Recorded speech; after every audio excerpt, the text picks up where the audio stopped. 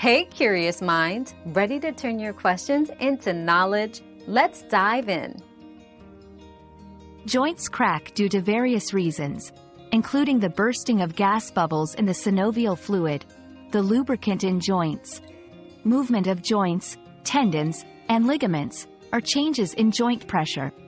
This occurrence is usually harmless and often related to repetitive movements or stretching.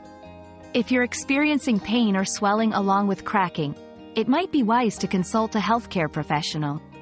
Maintaining an active lifestyle and performing exercises to strengthen the muscles around the joints can help reduce unnecessary joint stress.